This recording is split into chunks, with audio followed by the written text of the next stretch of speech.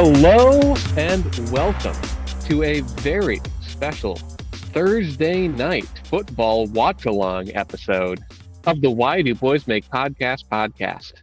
That's right. The time is currently 7:55 on a Thursday. So as we get started here, we're going to start seeing some fantasy points trickle in. And I will not be watching alone. I'll be watching with two fantastic co-hosts. First, I'm going to bring in Colin. Colin, welcome in. Thank you, Fitzy. It's great to be here. And Corby's also here. Hey, what's going on? How am I feeling? I'm feeling fantastic. It's great to be back for another wonderful season. Another wonderful episode. I can't wait to get into this.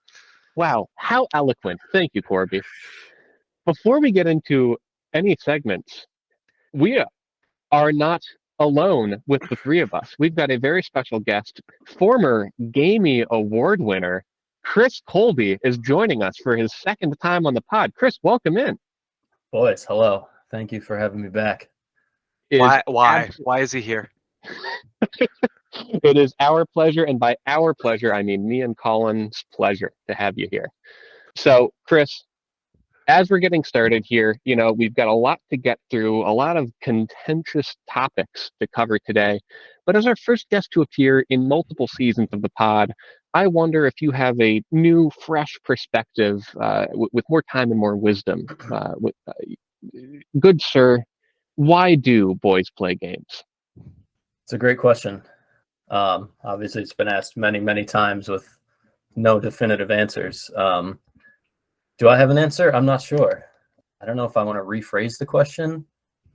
I think games play us. I don't think boys play games. I think games play boys. I think you might be onto something, actually. Yeah. Because every time I do this, and I think it's going to be so much fun, and then September rolls around and I just hate myself because of all the horrible decisions that I've made. Like the game god is up there just looking at all of us like, these suckers are really doing this again, huh? Yep. Every goddamn year. Yeah. I mean, there are people on this podcast who have broken pieces of hardware while playing games in the past. So you might be right about this one, Chris. Oh, can we go around the horn and tell a story about broken hardware? Sure. You got one? Yeah. So I don't even know how old I was, but I had a Game Boy Color.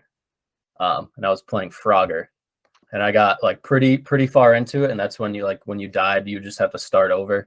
So I feel like I was playing for, probably 15 minutes, but felt like an hour. I got to the spot and I got hit by a car, and I smashed the screen on a bedpost, like right in the middle, just cracked it. Ah. Yeah. I fucking hate frogs, man. I can't say I've broken anything when I've gamed. I've only hurt myself. There has been many times where I've played I have so many vivid memories of playing Street Fighter 4 and being so angry with myself that I couldn't get a certain grade of the ranked mode that I would give my thighs bruises. But that's the only thing. I've never actually broken anything while gaming. It's crazy. Colin, I know you've broken something. I know you've broken many things. Yeah, what story would you like to tell, Colin? Yeah, I still do get mad. I definitely don't break things really anymore. But what I used to do is, do you guys remember on the 360 when you move the console, it would give the disc a circle, the perfect circle scratch, and it'd be unplayable. I used to kick my console and it'd mess up the disc. So then I'd be like, fuck, now this game's unplayable. So I'd rent this game from Blockbuster and I'd switch out the discs. So I think, and then what happened? Blockbuster went under. I single-handedly took down Blockbuster. Oh man, because I switched all their games out. And you know what game I probably did this with most is fucking before I bought it was Street Fighter 4, which is Fitzy, or what Corby just said.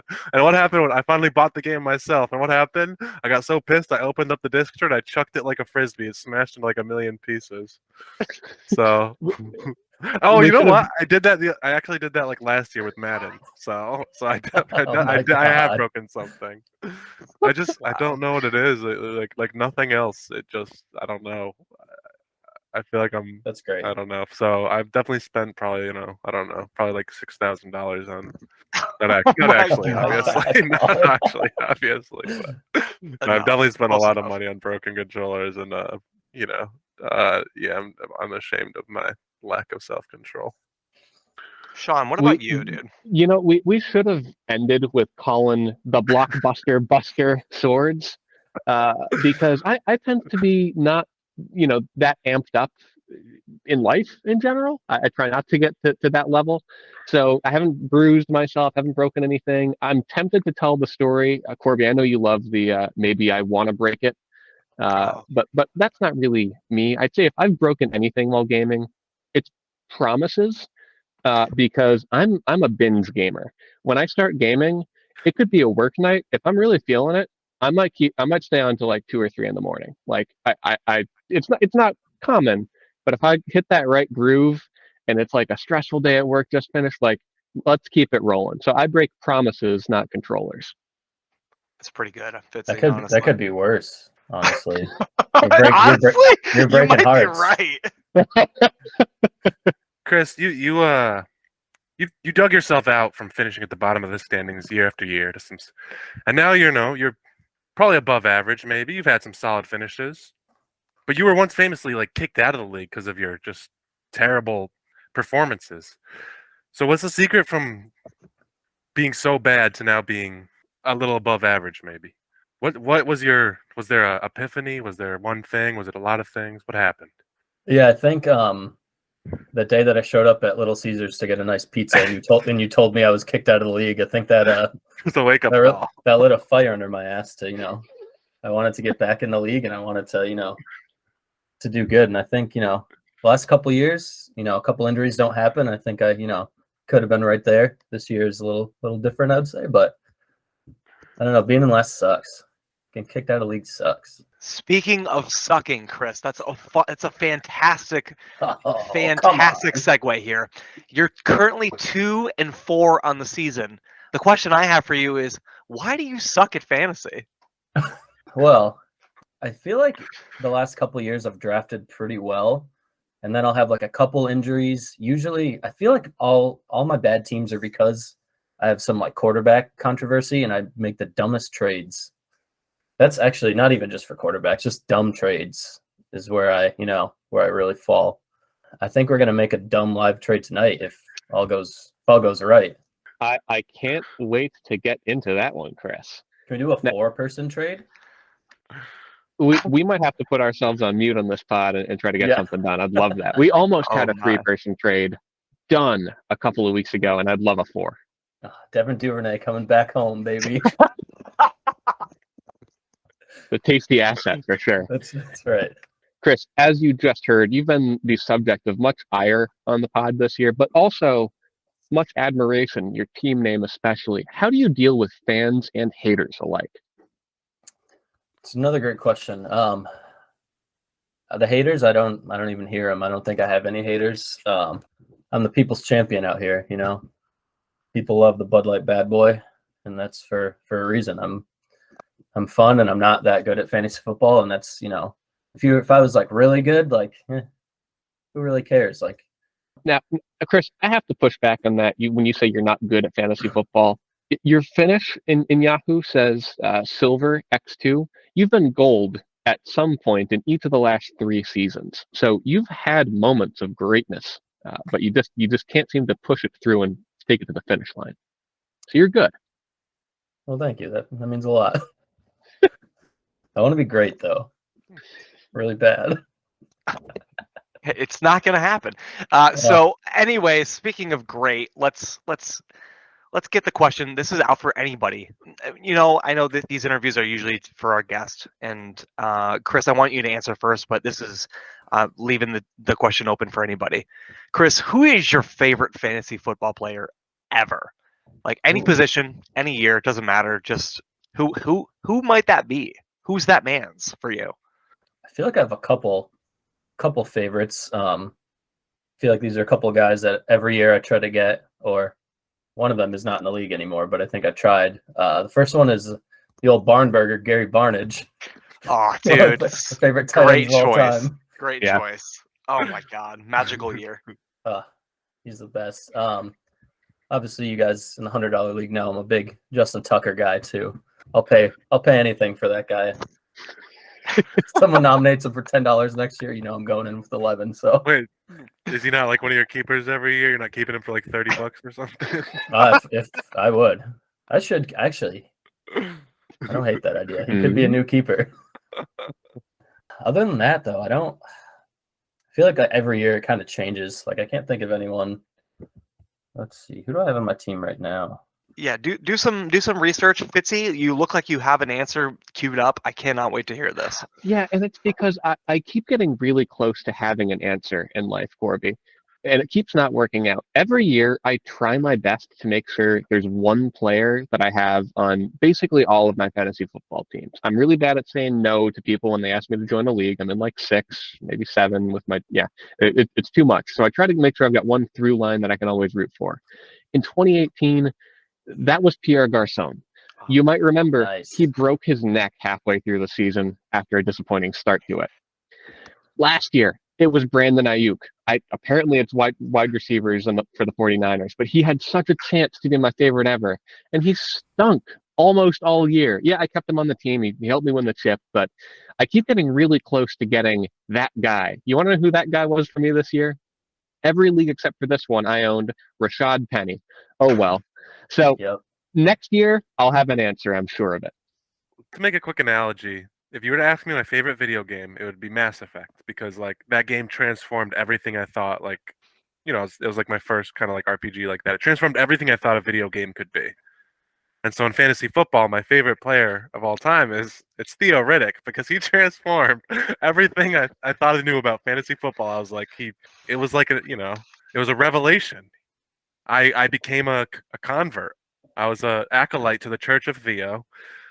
It turns out if you catch passes as a running back, even if you don't get rushes, your number, he just always got at least 10 points, Mm-hmm. And I mean always, okay? It's not like that whole Frank Gore meme. Sometimes Frank Gore could get you 4 points, all right? It was Theo. Obviously, it's Theo. Everyone knows it's Theo. I love Theo. Come back, Theo. I won't answer the question because we're going to talk about him later. Ooh. Without Fitzy, I'll turn it over to you for the power ranking segment. That's right. So it's going to be the last you hear of me for a little bit because we're going to flip it over to Chris. Chris, we're bringing it up on your screen right now. Last year, you ranked games. This year, we're taking it outside of the world of games. We want you to rank vegetation. So, Chris, take it away. You've got them up on your screen now. All right. Vegetation. As you know, danger nature. Love vegetation of all kinds. The edible, the non-edible. Well, as me and Colin talked about, they're all edible technically. So anyways, starting at the bottom, I'm going to say moss is last. I don't dislike moss. I think it's nice and soft and can be nice looking, but I don't know. It doesn't really do too much for me. Next would be arugula. I probably should have ranked this last, honestly. I'd rather put moss on a salad than arugula. I don't know if that's true either, but not the biggest fan. Number 7. This one in its raw form is low, but when you mix it with something, it could be way higher up. This is horseradish. As a Polish boy, when you mix a ton of horseradish and make a nice hot cocktail sauce, that's way up on the list. But that could be next year for mixed drinks, mixed cocktails. After that, I'm gonna go with spinach. Not bad, not great. It's fine. Middle of the pack. After that, number 5, I'm gonna go with all flowers. Flowers are nice, but I don't know. They're nice to look at, but I'm not the biggest flower guy. Next one is gonna be a dealer's choice. Cactus. I don't. I don't really. Cactus is pretty cool. You don't want to. You don't want to wrestle with it, but that's all I could think of for dealer's choice. Okay. So, so for the listeners, rather than just going for 10 different things this year, I threw in dealer's choice. Pick any plant that you feel strongly about.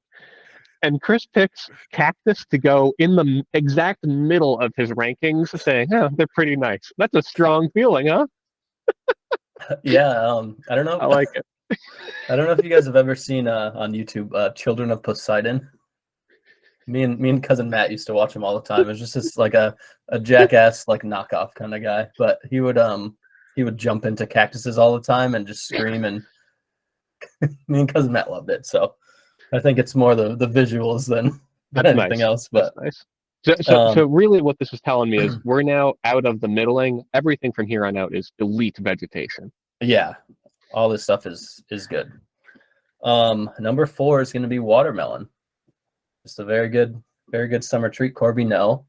I don't really care what you think. Gross. Anyways, It doesn't taste like anything. It just Have tastes you ever like put- water. Have you ever put a bottle of vodka in it? No, I've not. Have you ever spiked watermelon? I have not. Maybe I should. I've done it like twice, and both times it was like a roulette. Like Oh, a bite, shit. it's either like pure vodka or just watermelon. You have no idea what's terrifying. But I think I'm into that. It's That pretty sounds fun. great. Yeah. That's Yeah. great. Otis 2023 watermelon roulette. Took the words right out of my mouth. I saw I'll you bring the about to say it. cantaloupe too. Oh, Yeah, God. that's worse than Ew. moss. Yeah. Worse than moss. Oh, all right. That's usually in the fruit platters. I ask for moss instead of cantaloupe, if possible. All right, top 3 now. Number 3 is grass. I think like a nice lush, like freshly mowed lawn. I just want to like nap in it all the time. I'm a big fan of grass. Number 2, carrots. I think if I saw this list earlier, I would have had a carrot like last year, but I do not. Great treat, everyone's favorite treat. Number 1 is just all trees. I just love after I was in Western Mass recently and just saw the foliage, and I love trees, all of them. Isn't that like that up in Maine? I live in New Hampshire. Oh, and then up in New Hampshire? Okay. I can see Walmart from my window, so not where I am Oh right my now. I'm in the God. wrong part of New Hampshire for that. Jesus Christ. For now. Chris, fantastic breakdown. Very, very, interesting rankings, I'd say, top to bottom. All flowers coming in at 6.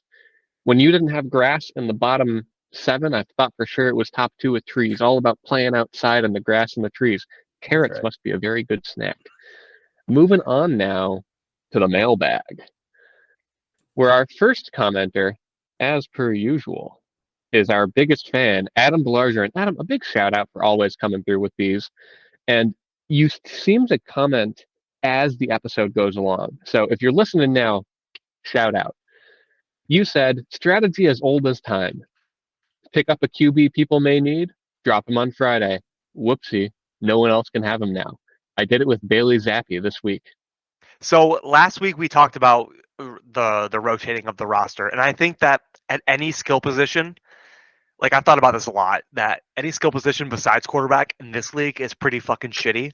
But the fact that like QB is so dire in this league, I think it's like totally devilish and pretty fun, honestly. So I'm with Adam on this one. Yeah, the way he did it is kind of different than what we talked about last week, because he was holding them to want to trade. Like it wasn't like he was like, I'll hold this guy, and then if nobody wants him, then I'll spitefully drop him so nobody can play him, which is a little different than what we were talking about last week. But I guess the same like family. Well, it's interesting that you're projecting the good side onto him, because he followed that right up with another comment. I love preventing other teams from picking up the players they need. I mean, yeah, I guess. Maybe he's being nice. I don't know. It's not very ambiguous. Never mind. I'm being the devil's advocate.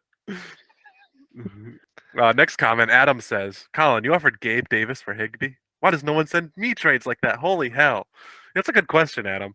Maybe because people are so discouraged from trades never getting declined or countered or rarely ever. I needed a tight end, so Adam, you ended up profiting in the end. We'll talk about it later. You finally broke my trade virginity this year, so thank you. I'll take the next one here. Adam says, if I lose to Taylor, I'll be Chris Benoit. And I really hope that that's not true.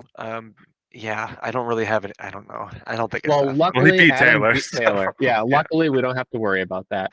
We had a reply to this also from Mikey Boko. He says, before listening, I thought, why would Adam bring up Chris Benoit?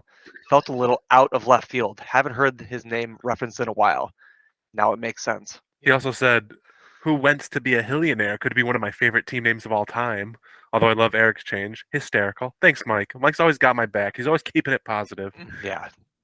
Lot of I think, positivity. yeah, I think Who Wants to Be a Millionaire is a great one. We're Thanks, really good. guys.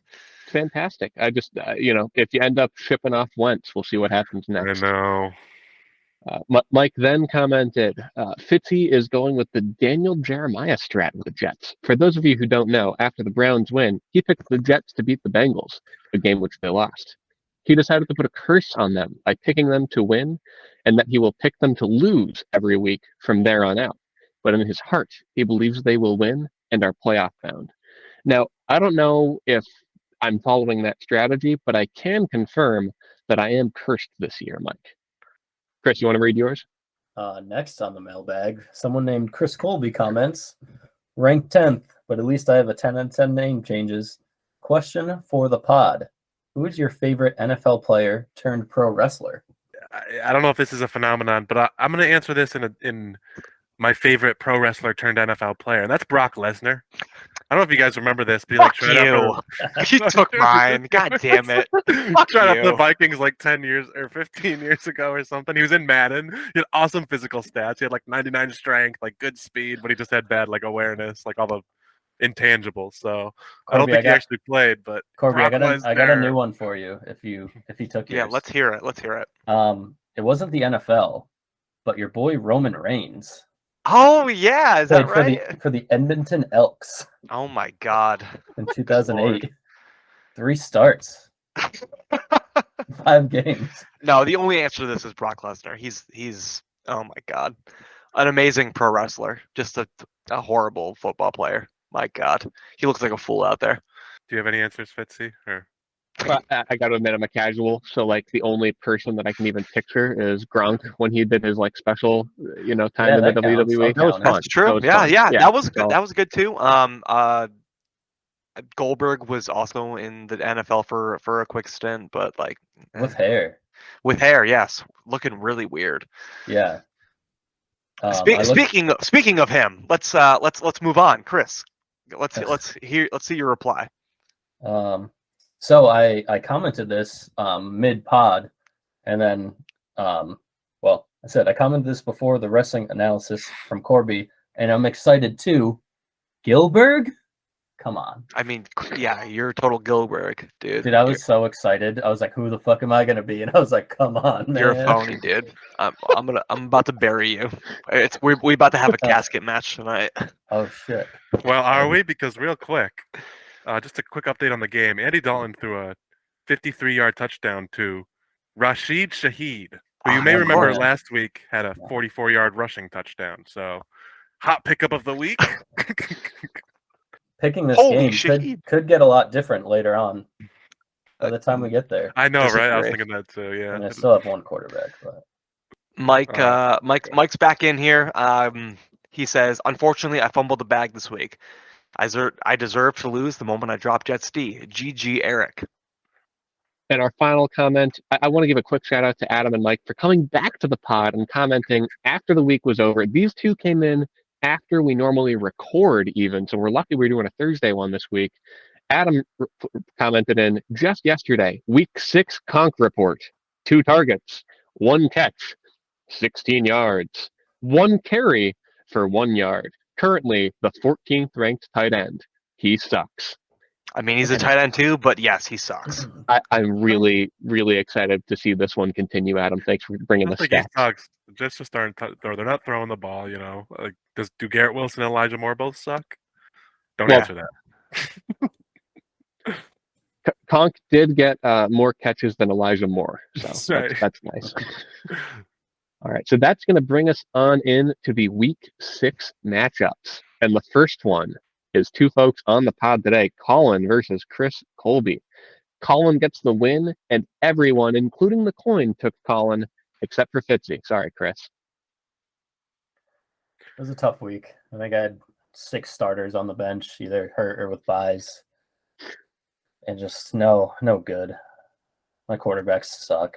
It was a strange week for me because the Thursday night came and it was Carson Wentz and J.D. McKissick who ended up with like 6 points, and I was like, well, I lost this week.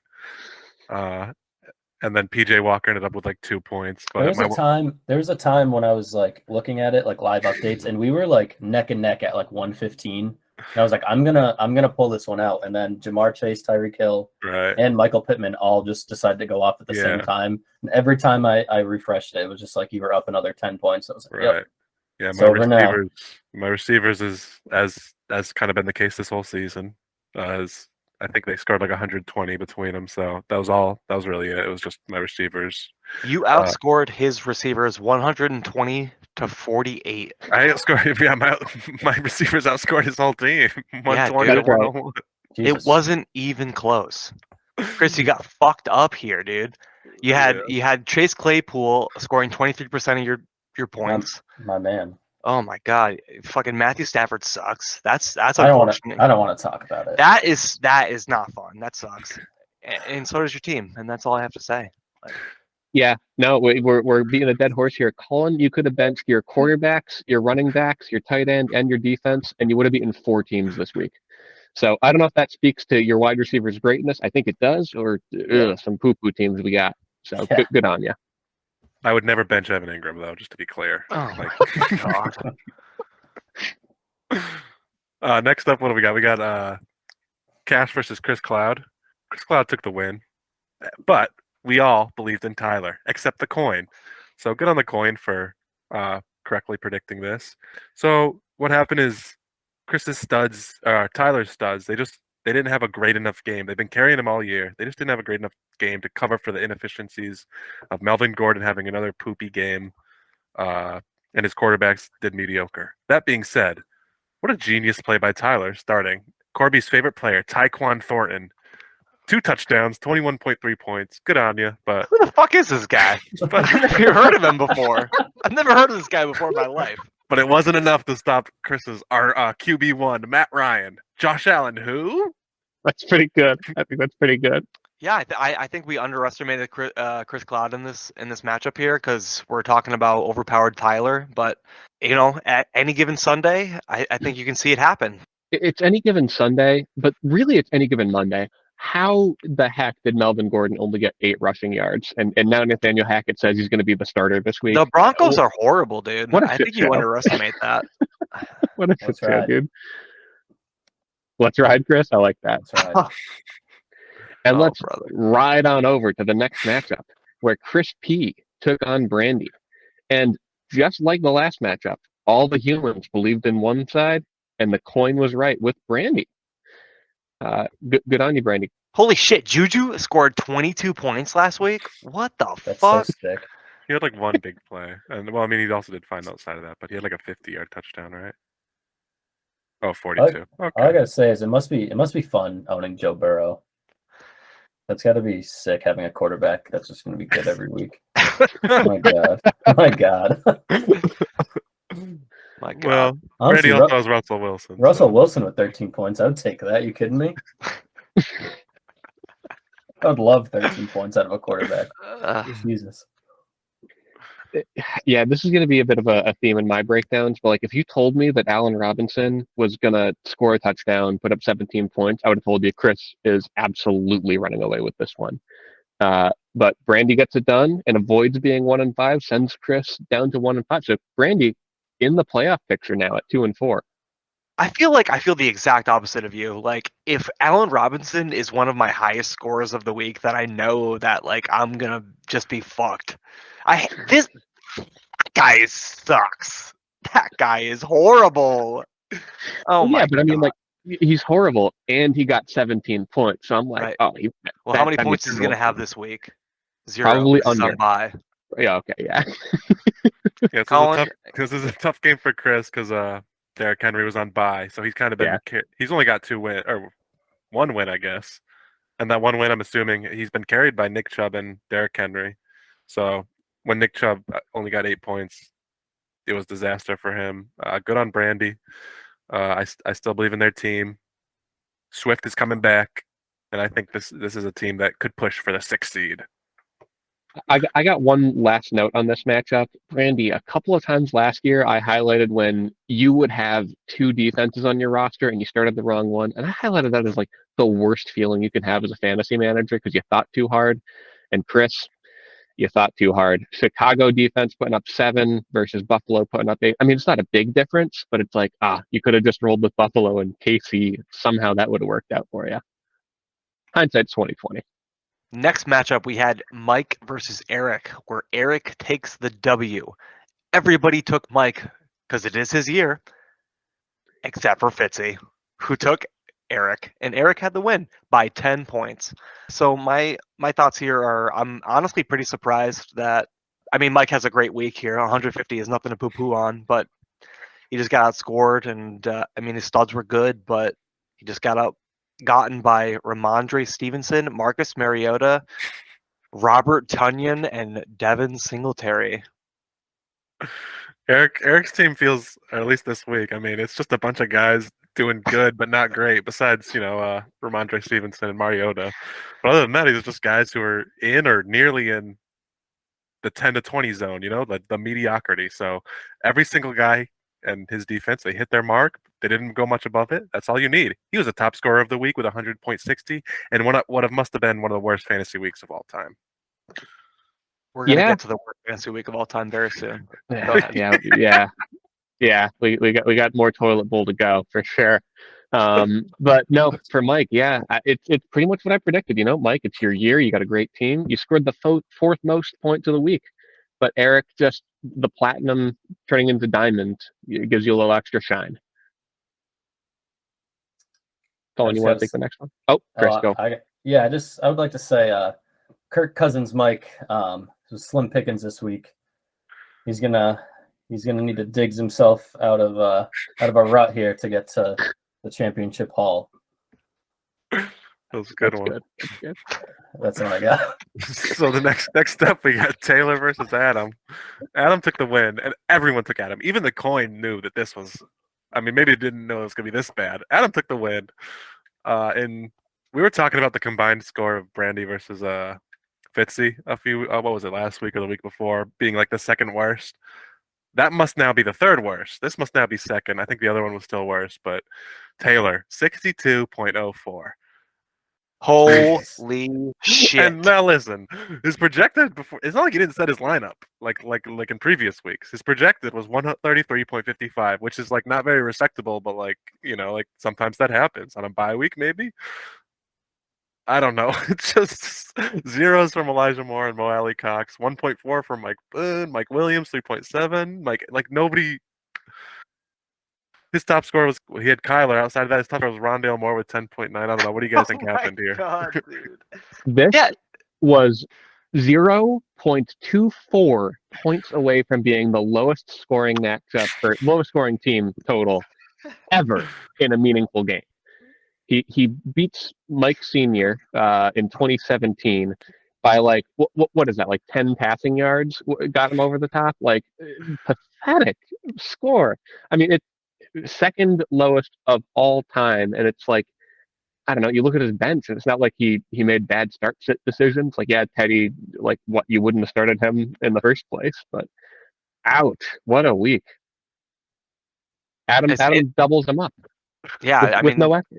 Yeah, like it wasn't even close. And we're talking about like percentages and stuff. Like Kyler had 14 points and he was like 24% or something like that of your total pointage. A historically terrible week for the former team of Destiny. I'm speechless. I'm looking it up right now to see if Mike's dad set his lineup that year. Like, is this the worst that we've ever had with an actually set lineup? Yeah, because the second worst before was 62.52, and I actually have a note in the doc that says Steven's team, poor team construction, but he set his lineup and got 62.52.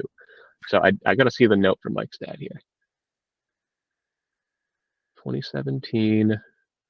Week 8. Oh, he must have, right? Did he set his lineup? Oh, it was actually Fun fact, it was against Taylor, and this lineup that scored less than Taylor had Eli Manning on a bye, no quarterback two, Terrell Pryor Sr. With Ooh. nothing, and Aaron Jones on a bye. So actually, this was not a set lineup. The bench scored 56 points for Mike's dad. So there you while go, his- Taylor.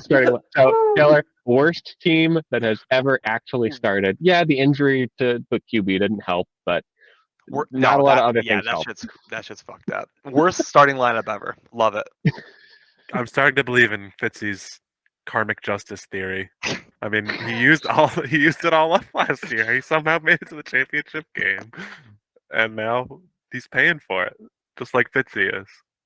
Yeah, and speaking of doo-doo teams, we also had me taking on Corby, where Colin and the coin picked me.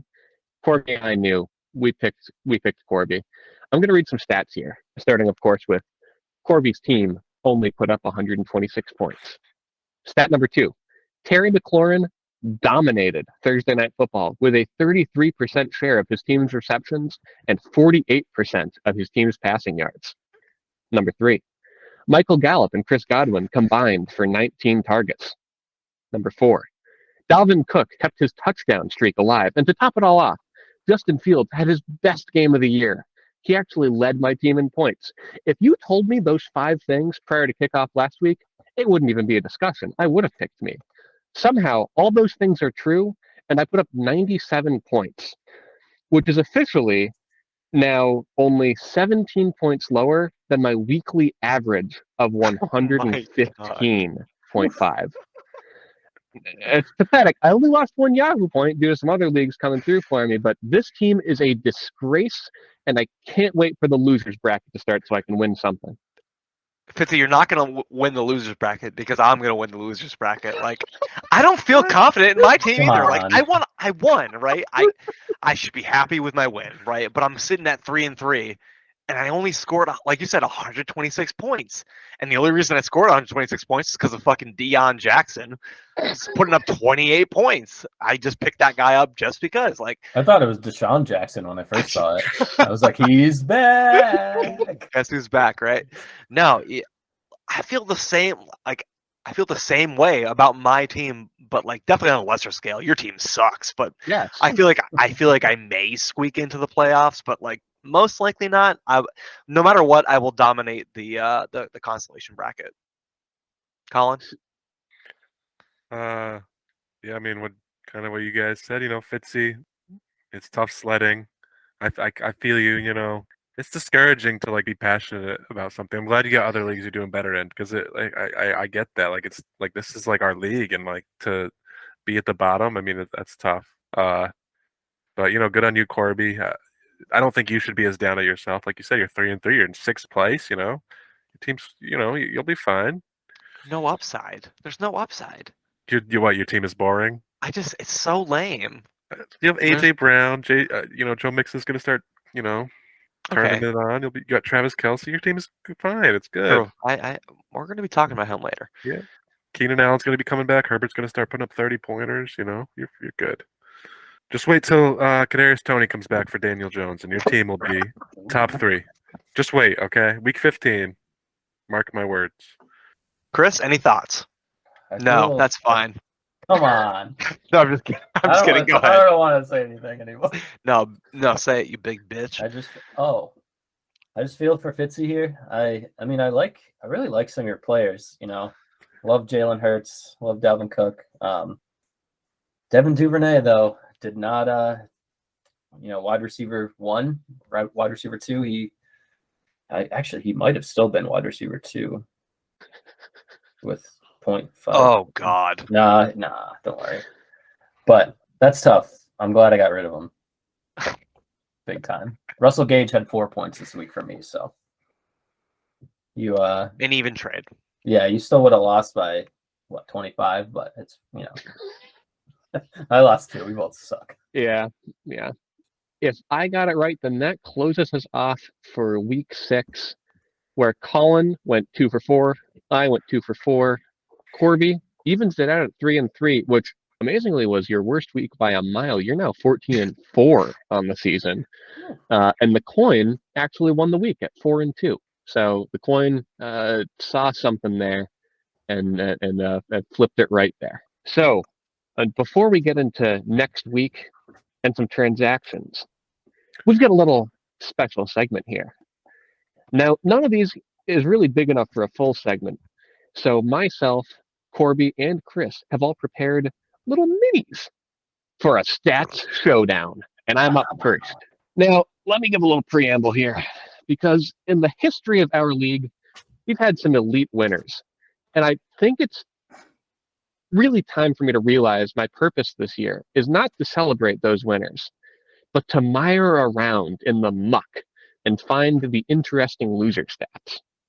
You can say this fascination started with Silverwatch. You can say it started with my alternate history losers bracket last year, but it's certainly been highlighted more this season. If I'm going to be living in the mud, I may as well tell you what it's like down here. Now, only 4 teams other than myself have ever started 0-6 in this league. Corby, how many times would you guess Taylor shows up on that list? 0. That's a correct answer. It's 0. In fact, he has never started worse than 0-2. He's also never started the year with 2 consecutive wins, which I found interesting. But back to our 0-6 squads. Those 4 teams are Steven in 2013, Mike B in 2014, Chris Cloud 2016, and Adam a couple years ago in 2020. I wanted to know, by studying our past, if I have any shining star to set as my goal to pull off a playoff miracle. Now, Steve ended the year 1-13. Mike pulled off 4-9. Chris finished 1-12, and Adam finished at 2-12. That is an average of 2 wins rattled off after starting 0-6. Essentially, no shot at the playoffs. So what should I still be trying for other than the spirit of the game? Well, 0-7 has only happened twice. That would be Steven 2013 and Adam 2020. If I find a way to go 0-9, I'll be alone in that feat with Steven. Now, Steven did eventually get a win in week 10 against me. So 0-10 has never happened before, and I'm oddly more motivated now by the stick than I was at any point last season with the carrot. I stand 4 losses away from being the owner of, I would argue, the worst team this league has ever seen. Now, this week, Taylor is playing the Uno reverse card on me to keep me on that path the same way that I kept him in Bronzeland last year. I'm averaging 0.4 more points per game than Steven did in 2013. Taylor's got a team in 2020 that we often consider one of the worst ever. At this point in the season, he was averaging 2 more points per game than I am. You guys keep being a little bit nice to me, but I haven't proven anything yet. I'm excited to see what happens this week against Taylor. Andy Dalton just threw a pick. Yeah, I know. Fuck you, Fucking Chris. Bitch. Chris, you got something? Yeah, so I was looking over my team and I was trying to figure out why I was so bad this year. And I found a stat that for this year I'm alone in. So I wanted to see teams, like weeks where a team has their QB duo with 30 or more points, how each team kind of stacked up. So, you would think that first place you would have, all 6 weeks, and last would have 0. But I'll just go down the list here. So, Colin, first place. How many weeks do you think your quarterback duo has scored over 30 points this year? Would you say 2? You're wrong. It's 3. That was an early surprise for me. Wow, but you also have like the best wide receivers ever. So then we started to go down the list with Chris Cloud and Adam, both 6 for 6 with 30 plus points. Unsurprising. Yeah. Like both of those guys. Yeah, that makes so much sense.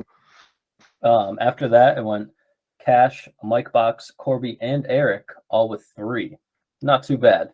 Then you get to me with 0 weeks with the combined 30 points from the quarterbacks. I think I got close. I think it was week 1. I had like 29 points. Jameis had like 21 or 22. So it's been a tough year. And then the bottom 4 are a little surprising, I would say. Brandy is at 4 weeks with 30 plus points. Taylor and Chris P are both at 2. in Fitzy, I think it's all on the back of Jalen Hurts, but 5 out of Yeah, 6 not weeks. surprised. Not Wow. surprised. So I guess this little thing I did, it didn't turn out exactly how I thought. I thought it would be more quarterback heavy at the top and then fall off, but it was a little more even than I thought. And I'm the only one with 0. No one even has 1. Everyone's got 2+. So that's tough.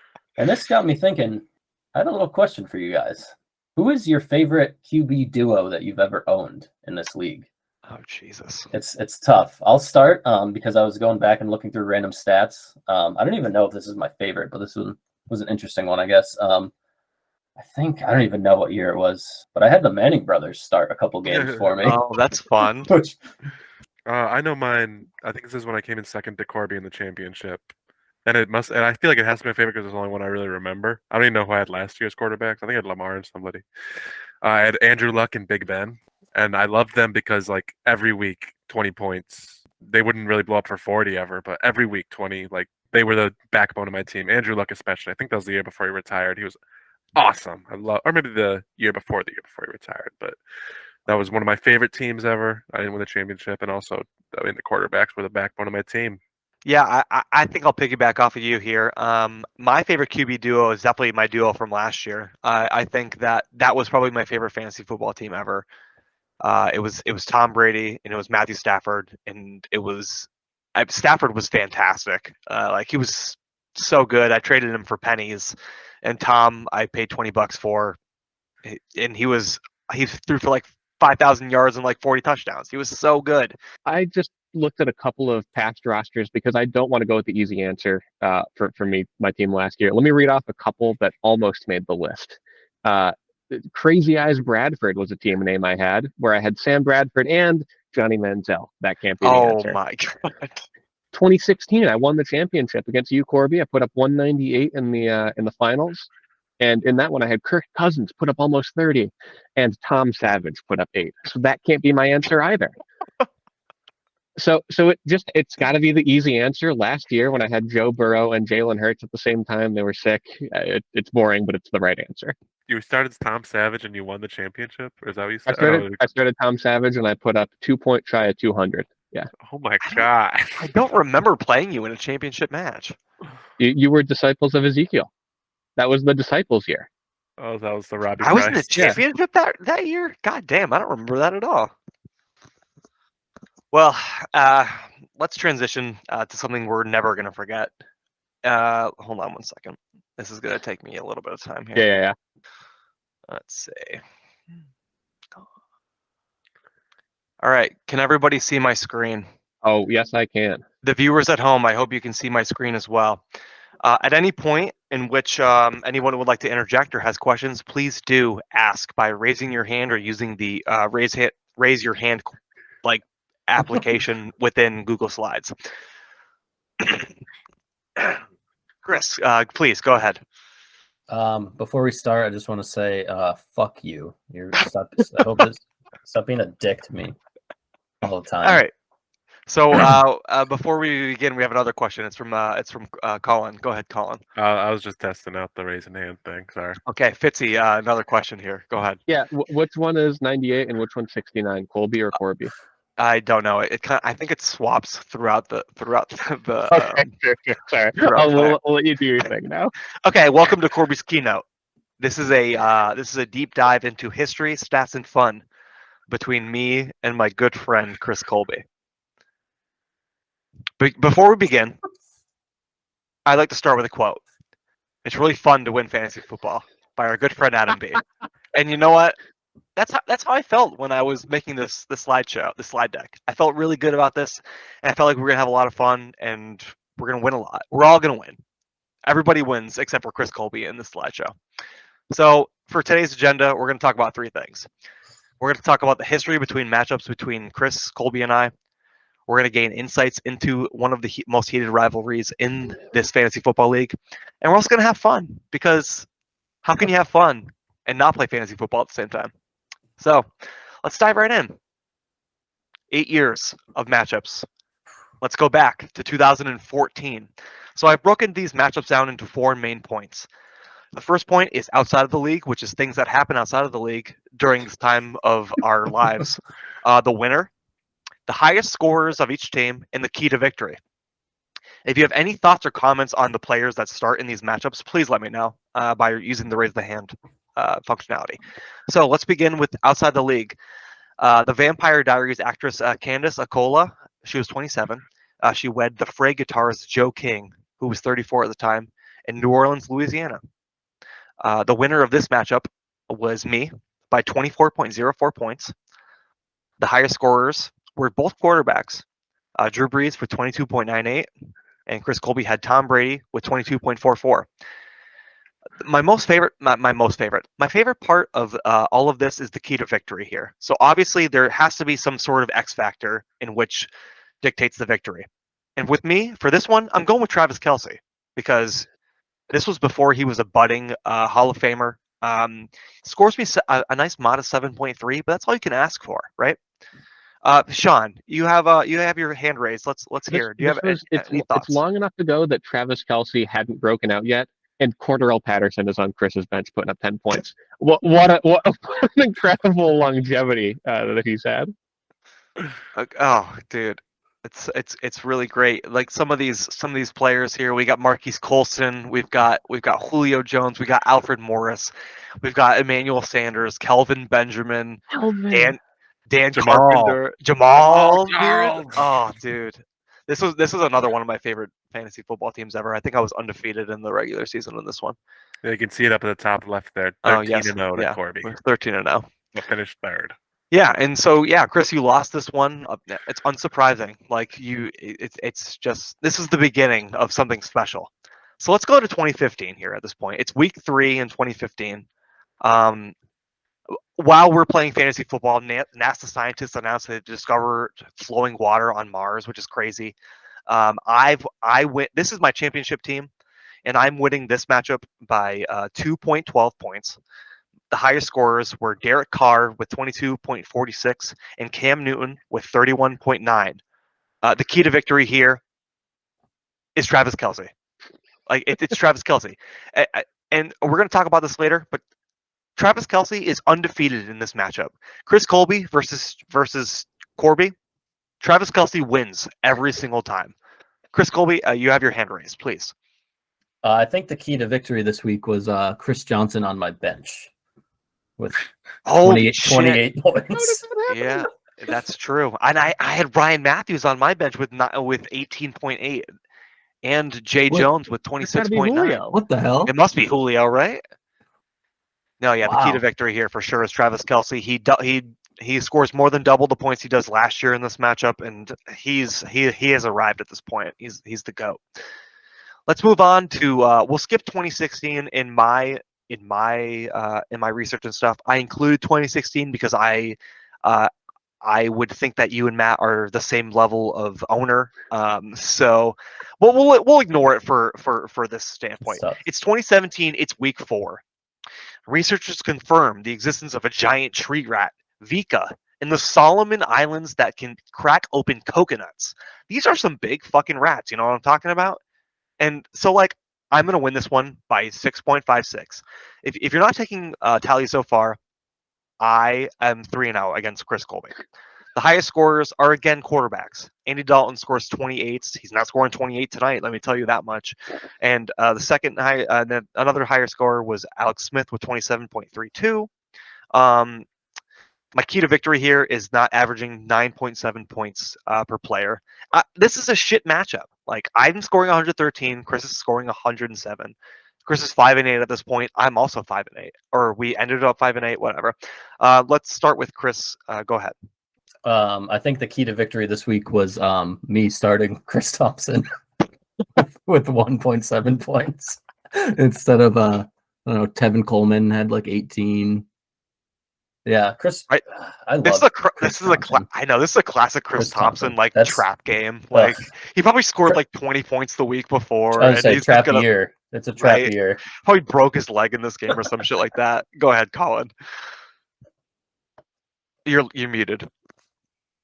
My nomination for the key to victory is Charles Clay, Fitzy's darling. Colin, you took my answer. I'm putting my hands down here because I want to amend my answer earlier for my favorite fantasy football player of all time, converted fullback Charles Clay. That's kind of what I was thinking when I was like, maybe that might be one of Fitzy's thoughts. I should have said something, but yeah, Charles Clay. Was he Great converted? start, Corby. Yeah, I when I saw this, I was like, holy fucking shit. I don't know what Kool-Aid I was drinking, but I started Charles Clay and he scored 16 points. That shit's fucking crazy. And I think this was McCaffrey's rookie year, right? I believe so. Where he was, I don't think he ran too much, but he caught a shit ton of passes. Oh yeah, he had terrible running stats, but he caught like so many balls.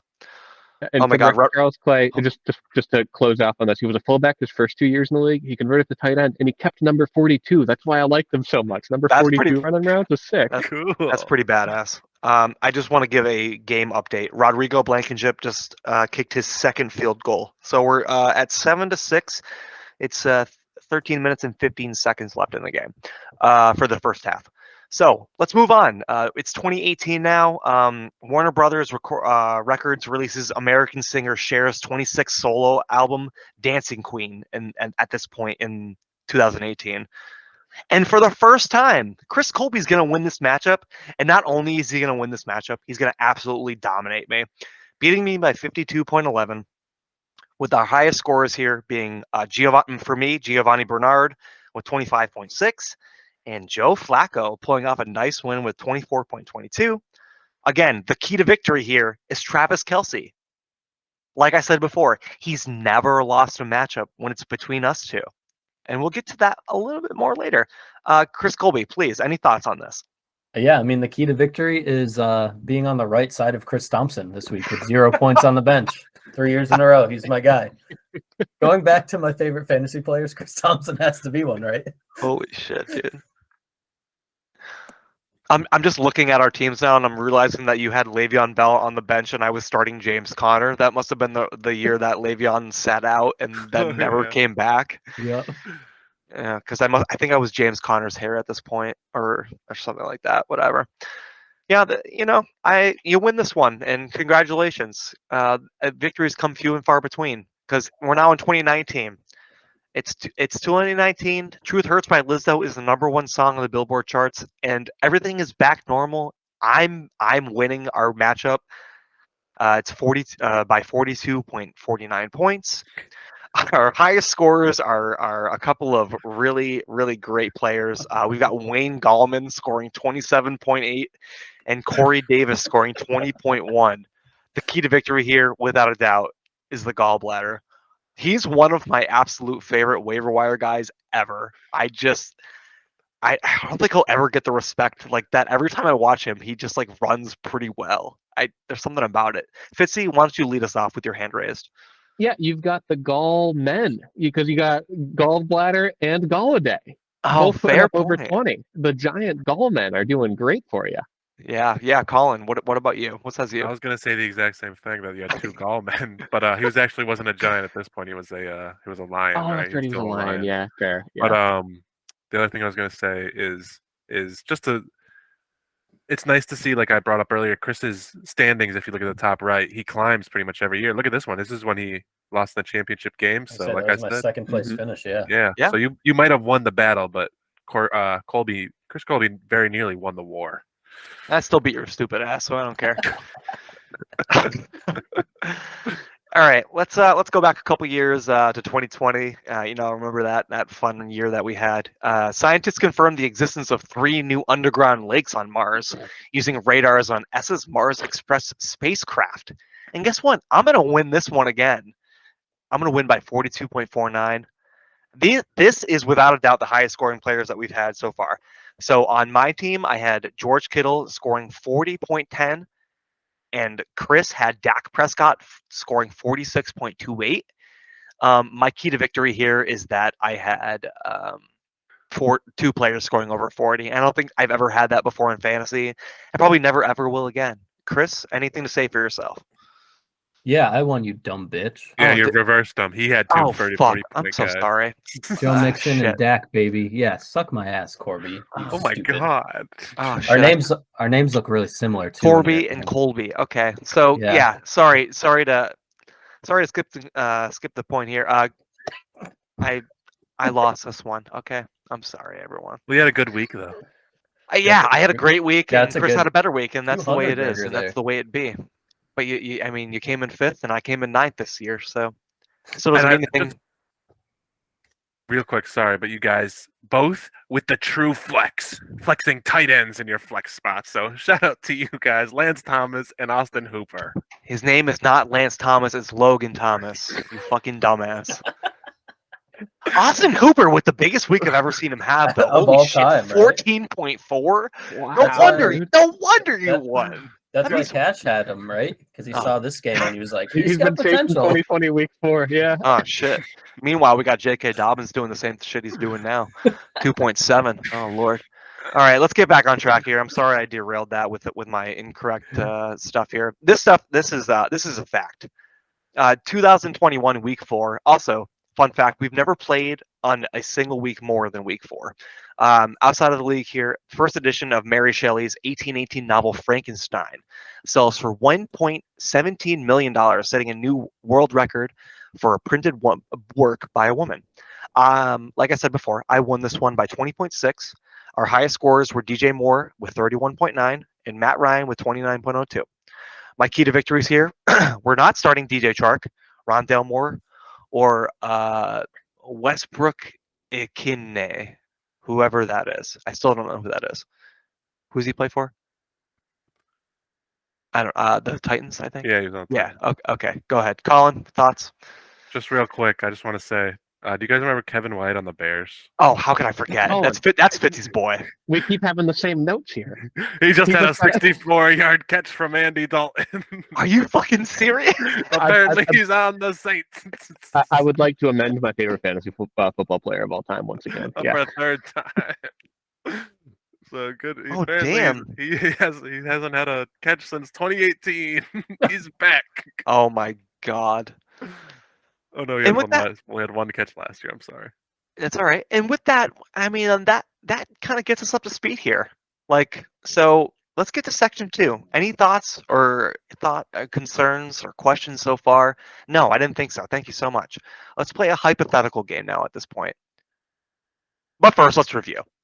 I have a 71% win percentage against you, Chris. 5-2. And for 100% of the time, Travis Kelce has won these matchups. So I had a thought in my head. What if we played each other every week of every season of fantasy football? Why? Overall record is not a fair measurement for us because I know that you've been on the rise and I wanted to give you a fair chance. So I thought that was fun. And I also thought that more data meant more fun. And we're having fun because this is fantasy football and it's hard to not have fun while playing fantasy football.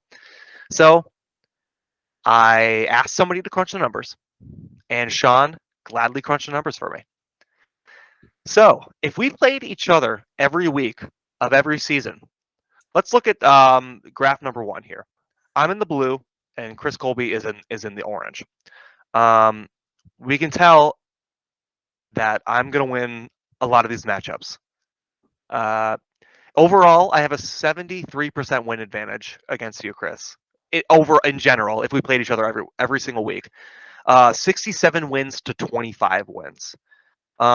You'll notice here that in 2014 and 2015, I would have beaten you 11-2. That seems pretty unprecedented to me. And I don't think that there's not a single week in any of these seasons in which that you beat me. I mean, there's 2019 where you, I believe, came in second, where we played each other 7-6. And yeah, I think it's interesting that in terms of our average points scored, like 154 to 138, it's honestly pretty close. I don't think that margin is huge enough to think of like a 73% win percentage, but like, I guess a win's a win, right? So yeah, I don't know. I thought that was interesting. Somebody raised their hand and yes, Chris, Colin, please go ahead. I just shout out to Fitzy for crunching these numbers and refusing to truncate these long decimals. Hey, listen, I didn't put the chart together, Colin. Why are you shouting me out like this? All right, listen. Shout out to Fitzy. Thanks, Colin. Moving on to my favorite stat here. Yeah, Chris, as Corby said, there's not a single year, even though you're on the red, not a single year you would have beaten Corby head to head if you faced each other every week, including 2020, the year in which you actually outscored him. You still would have lost 8-5. You would have gone 5-8 in a year that you scored more than him. How incredible! So I think Colby, I Corby feel like rivalry. I'm a big like boomer bust team. Like that year, I probably had like 200 burgers and 2 sub 100 burgers. That's true. Either way, Corby eats your burger.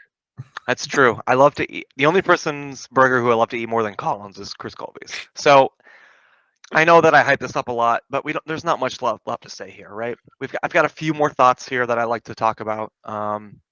American Football Day is much better with friends. So thank you guys so much for joining me on this wonderful experience. We've had a great time. I think that that Travis Kelce is the key to being Chris at fantasy football. So I'd like to. Oh no! Where'd he go? Bust this out. I'd like to say, Chris Colby, you're my boy. I love you, but this guy's got your number. You're the man. Let's hit some Colby positives though, right? Let's start on the left hand side. Chris has a big brain. Like think about how far he's come from lowly beginnings, like humble lowly beginnings to like where he is now. Like he's doing much better. He's made the championship. He's done just strides and strides better. His chest, wicked hairy, wicked manly. I have it speaks for itself, right? He's got strong shoulders. You can carry a lot of that previous baggage and not be affected by it. Nothing phases you. And of course, my favorite part of you is your thighs. You're strong and meaty, like Mr. Meatman. And so I just wanted to end on a high note for you, Chris. And thank you guys so much for indulging me on Corby's keynote. Does anyone have any final thoughts or questions that they'd like to ask before we move on?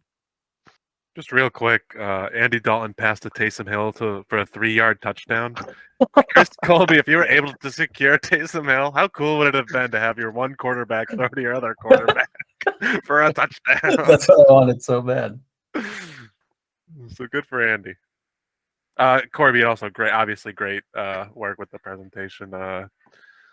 We should have this for every single permutation of matchup in the league, every single manager against each other. So this will start a series of that. We'll have one every week. I hope so. Not really, but Chris. I wish I had it too. There was a tweet that I sent out.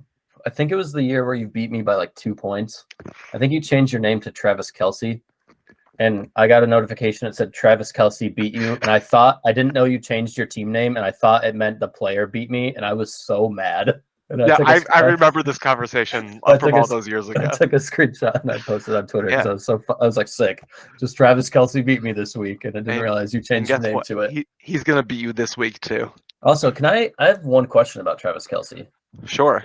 A couple weeks ago when he had the 4 touchdowns, was that like the least fantasy points scored by someone who's also scored 4 touchdowns? He had like 33 points, but like if you told me that he had 4 touchdowns, I would have thought he had like 40 plus. Like it seems possible, but I also think of players like Jonas Gray who like had like 15 rushing yards and like 4 touchdowns in one game. So like it's hard. It's hard to say. That's fair. But I would believe. Probably on the lower end, right? It's definitely like it's like a top 10 like least scoring. Oh look, here it is. Here it is. Brought up for everybody. You'll get them next time. Fuck you, Travis Kelce. Follow me on Twitter at Bud Light Bad Boy. Reminds me of the time that Yahoo gave me a notification. Simply, there are several issues with your lineup in fantasy. Yahoo, I know. Well, they meant like I had somebody on by still in the lineup, but it was just like, don't rub it in, man. Don't rub it in. Wow. There are several issues. Oh boy. So Corby, I think you really undersold that one. That could have been Corby's keynote stands alone as a segment. But speaking of segments that stand alone, Colin, you didn't have one for Stat Showdown, but it's time for your favorite time of the week. It's Transaction Watch. So I put all these in. We don't like. There's so many. We don't have to talk about absolutely everything. I just put them in. Talk about whatever you want to talk about. All right. So yeah, sure. So we had a lot of transactions this week, mostly because Oh, because this is a post. Yeah, okay. So we had a lot of transactions last week and this week because this is a Thursday, so we're able to look at this week's ones, which we're normally not able to do. But let's look at a little last week's first. We'll talk a little more about this later because we had some money riding on it. But Alec Pierce went to Adam for $22. Corby, you must have been a little salty about that one pissed. because you put really a 14 pissed. offer. Oh. We were all in there. All four of us were in there. $2 from Colby. I put in 3. Fitzy, you were there for 5. So, but he went to Adam. Would you guys still like to have him on your roster? I would have him for 22. Absolutely. I think Yeah. that Alec Pierce is really good. Yeah, This guy's like totally legit. No doubt about it. Totally agreed. Regret is what I feel.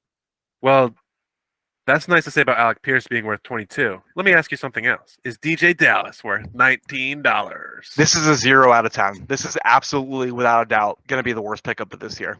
I would rather have the Dallas D than DJ Dallas. No doubt about it. Well, they're pretty good though.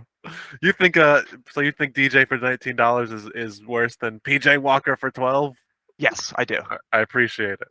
Yes. Besides that, this week we had Tyler Heineke. That was, I thought that would be a big bidding war, but I put in 29 and won. Adam put in 18, and then Chris, you put in 15. Any regret, Chris, or you're like, I don't really want Heineke, you know? I mean, I feel like every year I end the year on like $100, so I probably should have bid more, but I feel like the time that I bid $30 on a guy, the next bet is 0. So, you know, Yeah, that's always a crappy feeling. Yeah, I feel you. I forgot to include this here, but we'll talk about the trade, I guess. You know, I was really antsy. Me and Adam were sending offers. He's the only one who will respond as quick as I do. Because we both, I guess. Well, I don't work during the weekdays. I don't know what Adam does. He's probably just watching some sport at any given time of the week. And so we traded Jacoby Myers for Deshaun Watson. Do you guys have any thoughts? Fucking stupid trade, dude. You're a dumbass. Well, I guess my thought process is it's my 7th best receiver. I don't think I'm dumb. So. Who would you put him above, Gabe? No, I'm saying I don't think it's dumb at all. I see the logic for you. You know, you've got a team that's probably on the track to the playoffs. And what do I need? Exactly. You need a QB. So who played horribly in the preseason. So my thought process is I'm not gonna.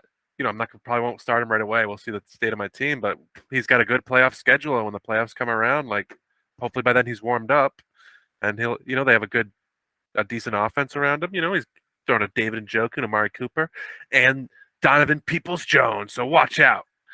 Yeah. So I don't know how excited I am for Donovan Peoples-Jones, but Colin, to circle back, one thing about the transactions I want to highlight. We talked a couple of weeks ago about the escalating Cold War we have in this league for picking up defenses that you want. After I picked one up for 3, we saw 2 go off this week. New England for 3, with a tie, Corby, between you and Chris Colby. So I'm really excited to see how New England plays into your matchup together. And the New York Jets defense going for $4 to none other than superfan Michael Bekonowitz. Now, there was no other offer. I mean, Adam put a $0 bid in on him, but $4 for New York. We're going to see a $5 defense this year. I'd like to say that my key to victory here on getting New England was definitely Travis Kelce. He was on my bench, so he definitely gave me the upper hand to break the tie. So and that was my first $3 I spent on Fab this season, and I feel really good about it. 2 of them I want to talk about. First, Mike just dropped. I think, like he noted in the comment, he just dropped New York defense, the Jets defense. So picking him up for $4, it's a little tough, but you do what you gotta do when you can start. Or I think Tua's starting now, is he? They're playing the Dolphins. Tua is going to play this week. Yes. Are they playing the Dolphins? No, the Jets are playing the Broncos. We'll talk about that later. And then Mike Gesicki's an interesting one because apparently everyone's talking how he might get traded, so they're not really using him too much in Miami. He had a good game last week. He scored 2 touchdowns last week. Right. Besides that, I think he has like 10 targets on the year. So so that's interesting. I guess that's really it for Transaction Watch, unless you had something else you want to talk about. Fitzy, $3 for Darnell Mooney. I like it. I think he's on the rise. It's a nice stack you got going there with Justin Fields. I respect that. You can get a total of 15 points between the 2 of them. There's one way for me to win, and 1 week I'm going to win it. That's what I'm So let's get to name changes here. Chris Colby, our guest. We're going to start off with you because we're kind of on an odyssey here with you. Chris Colby has a name change bonanza going from sad Andy's Benchwarmers to Andy Dalton Schultz Island to Cannibal Island. Sad to watch as it's set into madness in real time. Chris, what is going on Colby Island? Nothing good right now. I feel like I'm getting eaten alive out here. My 2-4 record. I have about 7 different name changes for the upcoming weeks, depending on my record. We could go over some if you guys want, or we could just wait to see what happens. I do have Corby. If you win, I have a name change. Do you want to know it now, or do you want to? No. Just save it for when it's. You're not gonna win, so you should probably hear it now. Okay, sure. Yeah, give me a spoiler alert. Corby is king of Colby Island. So really, I feel like your team name heading into the week should be the battle for Colby Island. Oh, that's a good one. Yeah. That is good. Honestly, yeah, that might be the way to go, Chris. Shit, I'm gonna change it right now. Yeah, you should, because you can't even come up with your own good name, dumbass. I got a 10 out of 10 last week from you, you bitch ass. That's Yeah. true. I got to give credit where credit's due. The Andy Dalton Schultz Island was just a. I liked it. I Did like you? it. I like it. Yeah, it's good. I was just hurting, man. Eric changes his team name from 1-5 to 2-4 in the midst of his defeat of Michael, and his picture to a troll face. Truly an epic gamer move. I'm going to give this one a 10 out of 10 just because of the picture. Exactly. Completely agree. I mean, Mike said it in his comment. He kind of spoiled it that, Eric's team name change is one of the best we've ever seen. Eric, not known for changing his team name very often, switching it to 2-4, locking himself into needing to change it again, and the troll face, that's a 10 out of 10. You can't get better than that. You'd think he'd locked himself in, but Taylor is still the next Why Do Boys Make podcast guest. So, you're never truly locked in. He's like, where's my invite, guys? It was good for Eric. I think all that was left at that point was like Mike's defense. Because it was like he had Monday night's defense, Mike.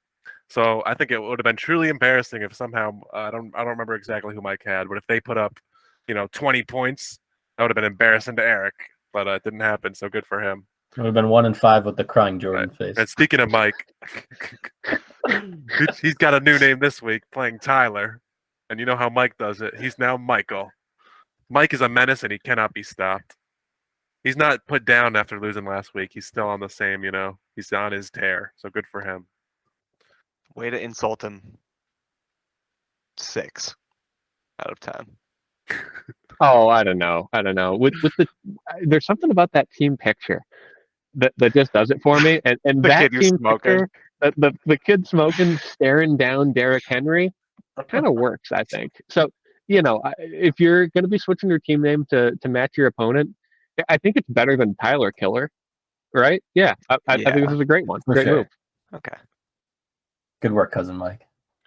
Keontae Ingram scored a 2-yard touchdown for the Cardinals. So if you started him, you're on pace for a great game. All right, and to close it out here, we had my wife Brandy changing their name to We Can Maybe Kirk It Out, and a new picture. So the picture is great. I think Christian Kirk looks fantastic in this photo.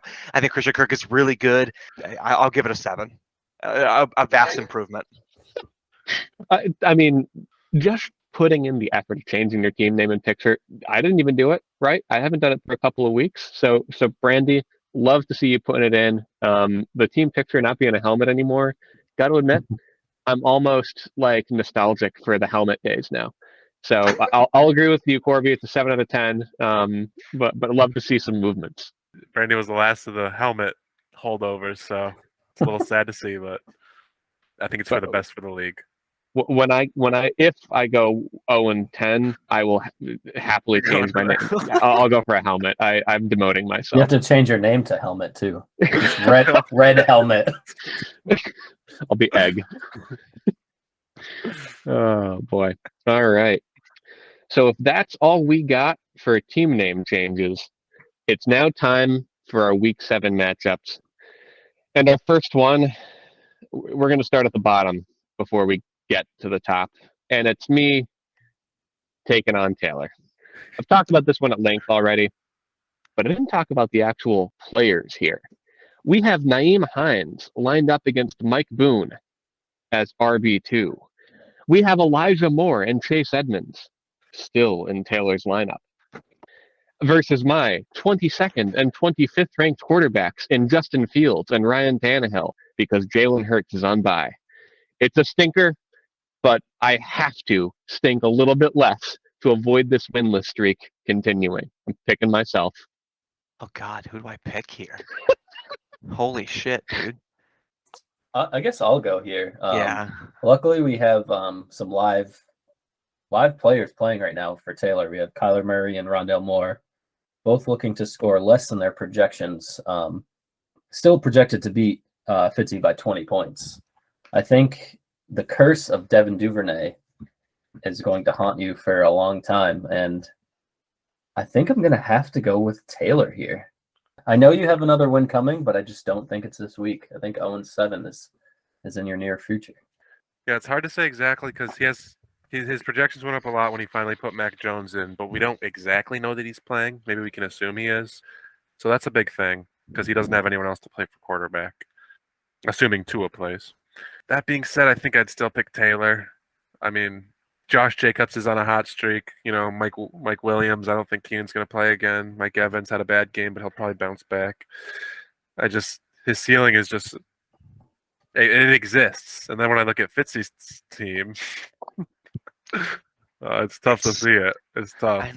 I know it feels so yucky picking Taylor because I'm looking at Taylor's like lineup where he keeps Rondale Moore in the flex even though he's playing on a Thursday, and that is just so. And he's still playing Chase Edmonds. And he's still playing Chase Edmonds. I would pick up anyone from the for a while over. But then I look and then I move my eyes like less than three inches and I see fucking Fitzy's horrible, shitty, stinky team. But you have the stack attack now. You got Justin Fields and Darnell Mooney. Love those guys. No, I don't. I do love Terry McLaurin, and I think with Heineke, I think he's in for a much bigger uptick. But I'm still going with Taylor here. I'm sorry, Fitzy. Yeah, I think your two players are on bye. The fact is, Cook and Hurts aren't playing. I think you're gonna win one or two this year.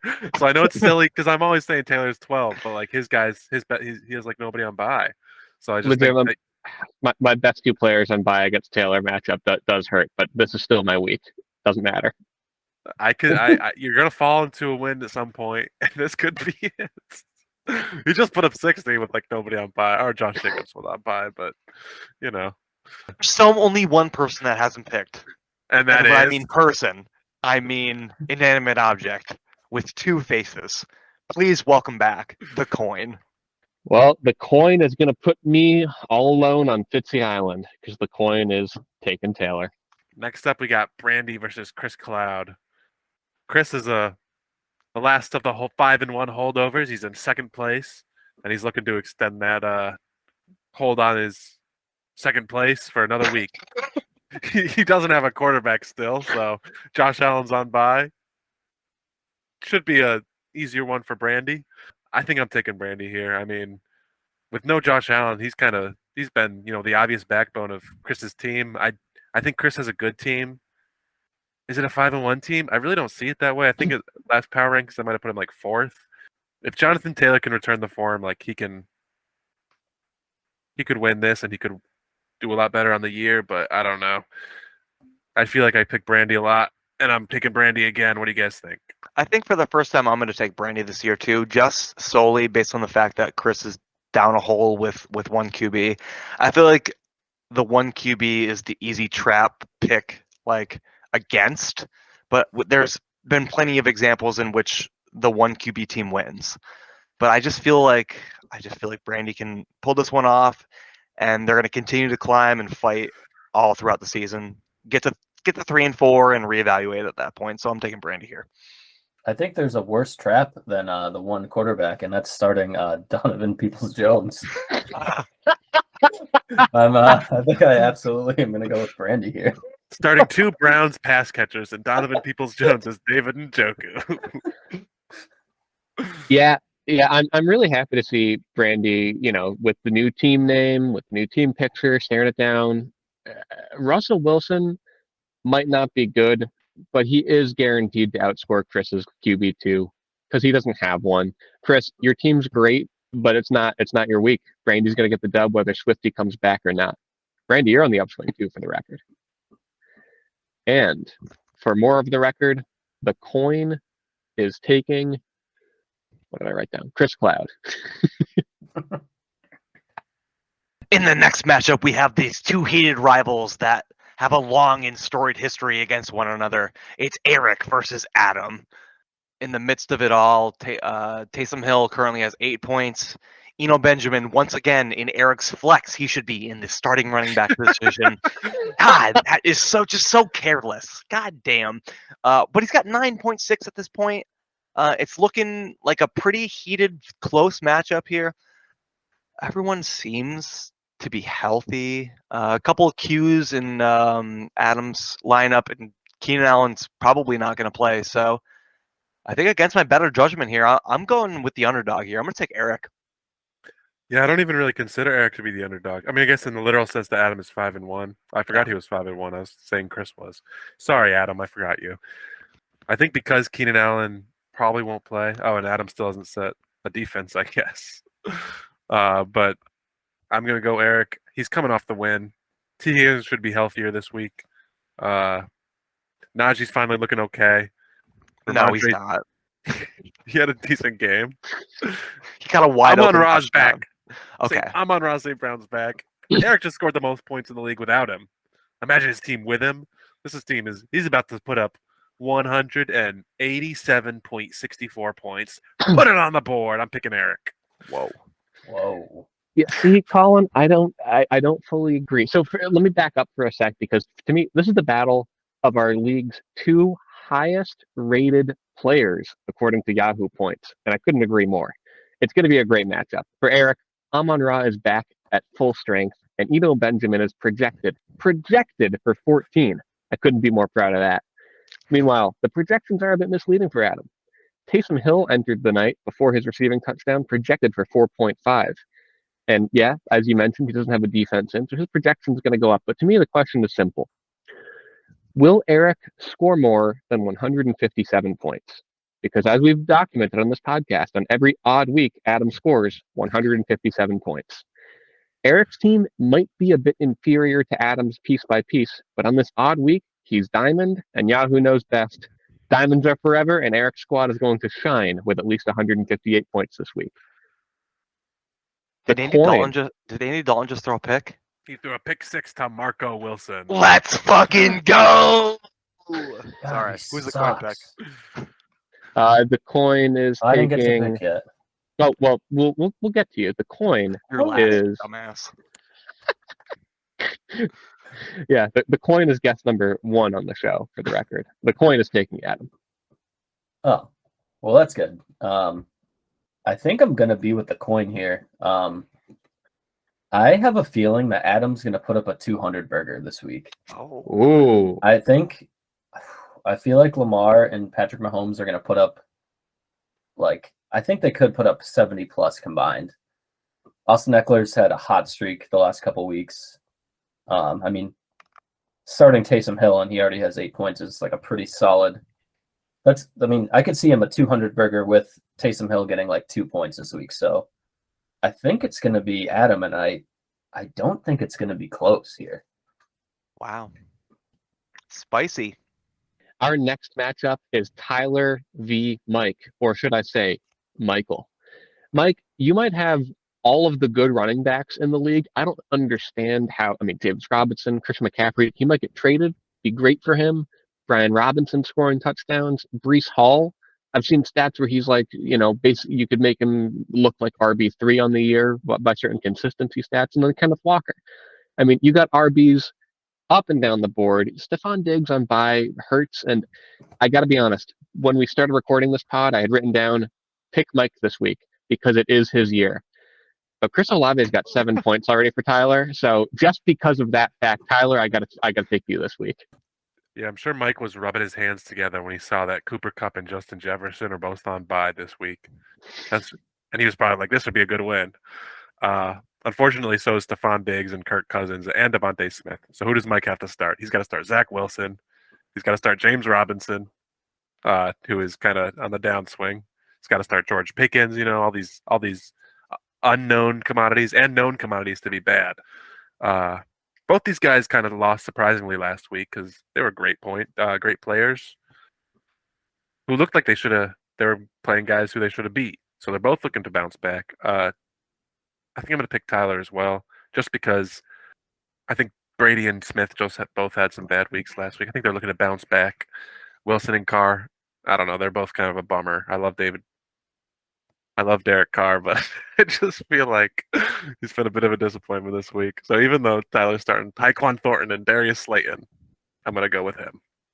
I'm going to say that even though Mike is starting Derek Carr and Zach Wilson, I'm going with him. I think the running back game is strong. I think James Robinson, like you said, Colin, on a downswing, but like the dude's a freak, and I just feel like maybe he'll bounce back this week. And even if he doesn't, I feel like McCaffrey's going to score enough points against the elite Tampa Bay defense that it's not going to matter. Breece Hall, obviously, on the rise. Finally going to start Brian Robinson Jr., which is a great swag strat that I love. So I'm going with Mike here. Fuck it. Cousins Mike digs himself out of the grave, hauls himself out of the hole, takes the Walker 3 to his car, and drives himself to Wintown. I'm picking cousin Mike here. Oh man! I just feel like Mike is the antithesis to my team because I'm all about the receivers, and then I look at I start 5 receivers every week, and Mike's starting 5 running backs. It just feels wrong to me. But Fucking badass. Yeah, they're all startable, so good for him. To round things out. Oh wait, no, I'm sorry. Nope, to round things out, the coin is taken Mike. Now, Colin, you mentioned how you like to start a lot of wide receivers. Mike likes to start a lot of running backs. And I get the feeling that if you could, you would start all 6 of your quarterbacks this week as you are taking on Chris Patton out. The fact that you have 6 quarterbacks on your roster and you're starting Jared Goff and Davis Mills is so much fun. I really, again, I hate to make it all about this. I'll end, I'll end on this. Chris, great team on your end too. You got the ground and pound squad, Derrick Henry, Elliott, Chubb. It's incredible. So I really want to pick you, but it's going to come down, Colin. You know what's coming. Do you have the guts to start Taylor Heineke this week? Who do you want me to start him over? It sounds like I'm picking Chris. I'm not. That's going to be a shootout. Houston and Las Vegas. Disagree. It sounds like me and the coin are together taking Chris then. Green Bay's got a great defense. I'm not starting Taylor Heineke. Oh, wait. It's great. Chris, trade for Taylor Heineke. He's going to tear it up. Colin, I'm going to take you on the sole fact that you have Dameon Pierce, and I'm jealous. I love that. I think that guy's the GOAT. And although... Now I'm second guessing myself because I see Evan Engram is in your starting lineup, and I don't like that. It's the revenge game against the Giants. Oh, true. 100 points. Is that what I'm you at 100 said? yards. I'm at 100 yards. I would make a bet that he does not score 100 yards this game. Of course you will. I'm taking you, Colin. I'm going to take you here. Yeah. Chris, love your team, though. Yeah, I was surprised. I guess I'm just used to winning games, but I was like, oh, playing 1-5 Chris, this projection, I'm going to be dominating him. But no, it's like really close. Because of Fitzy said, he's got freaking Chubb, Elliott, and Derrick Henry just smashing and bashing all the defenses down. Wilton and tilting all the players away. So it's going to be tough. I like his team a lot, too. It's crazy to me when it's 1-5. If I look at this team on paper, it's like, this is a good team. So that's tough. I'm also going to pick myself because I'm pretty much never going to not pick myself. I love my boys. Hopefully as has been the case, hopefully my crappy, if my quarterbacks can get 20 points total, then I'll be happy because hopefully my receivers will pick up the slack. Corby, you noted that, yeah, I got Pierce. That's great. But I think you dropped him. I'm playing Tyler Algier. Enjoy him. JD McKissick. I know, didn't you just pick up JD too and drop him? No, I drafted him. I've had him all year. Held on to him this long? And he's had like 8 or 9 points, 10 points every single week. Guess one who time I'm I start him, 2 points. Yeah, I'm take picking him. up JD McKissick. Well, he was good with Heineke, so maybe I shouldn't have dropped him. But it was a reaction move. I'm going myself. Fitzy. Oh, you already said. Yeah. Who I don't is- have the guts. Who is Chris, Romeo? Who is Romeo Dubes? is that a joke? Dobbs. That's it's Dubes actually. Doobie. I've never heard of him, and I Oh, pronounced really? his name wrong, so I'm gonna go with Colin here. It's actually pretty good. He's a rookie. He's nice. I like his name. All right, it's But Romeo he's not, Dubes. he's not gonna do it. Dubes don't got it this week. And our final matchup, the reason we're recording this pod today, Chris Colby taking on Corby. Fuck. Chris, Oh my what do god. you got? Andy Dalton threw another Oh my pick. god! I just loaded up 3 interceptions. Oh my god. Two Two pick pick sixes. sixes? He's thrown Oh 2 my pick sixes. god. He's got 4 passing touchdowns this game. It's true. And he's got 9.48 points to show for it, which, you know what, is pretty average for me. That's not that bad. If I can find another starting quarterback, I still don't love my chances. I think I'm going to have to go with myself here for no reason other than I just have too much pride to say that Corby's going to win. I think this is going to be a stinky matchup, though. It seems like 120 is going to win could be a landslide, but I'm going to go with myself, but Andy Dalton's thrown 3 picks already, so I don't love it, but Yeah. When you say stinky matchup, I think I agree with that. I don't know why I'm projected for 155 points. It doesn't seem like I'm going to hit those highs. I think the only reason, I'm going to pick myself here, and it's because of this man's right here. It's the big 8-7 is gonna remain undefeated at this point, and I'm also gonna start the stack attack of my boy Daniel Jones and my boy Wandale Robinson. Watch out for that. whoa. Do I have the guts? I have the guts to start Wandale Robinson in my flex. To me, this is the ultimate regret bet matchup here, where Andy Dalton's sleeper agent has thrown 3 picks, including 2 pick sixes, and Corby, Drake London's probably going to go off for you. So it really, Ugh. I'm glad you teased the Travis Kelce thing, but I think that trade of sleeper agent Andy Dalton is really the secret to your success here, especially given Chris, that might be your only quarterback for the week. So unless you can get a trade worked out with Colin for one of his QBs, we'll talk later on that one. I got to take Corby. Chris is a really interesting team because you look at these guys. I look at Damian Harris. He could score. I wouldn't be surprised if he had 1 point this week, but he might also have 20. You never know with the New England running backs. Robert Woods. Who else are the Titans going to throw? If they get down or something, who are they going to throw it to? Tyler Lockett has had a really solid, quiet year. Darren Waller has been MIA, but he's Darren Waller. He's not going to play. Kareem Hunt just had a crappy year, but I think this is the 1 QB trap game. Is this the 1 QB trap game? This could be the one. Oh, dude, I can totally see. I know that AJ Dillon is projected for 10.42, and there's no chance that he's going to score that many points. This guy stinks. Devontae Adams, Fournette, and Lockett could just go off for 9 They totally points, Fournette could easily score 35 by himself. Yeah, no doubt about it. That's what I need. I think you're in trouble with Darren Waller though. I don't think that he's playing this week, and I think that it could spell disaster for you. It would. It looks like it would be good because I do have Dalton Schultz in the stable, but also with Dak coming back, I think that might be good too. Ooh. Fair point. Is Dak coming back? He is. Yes, he is going to play this week. Fuck! Someone sent me a trade for him in another league, and I thought he was done for the year. I haven't been paying attention. I should have done it. Did the coin go? The coin is taking you, Corby. The coin has a brain. That's right. Which I missed it. Colin, which side did Colin take? I'm taking Chris. Oh man. Wow, that is Let's bold.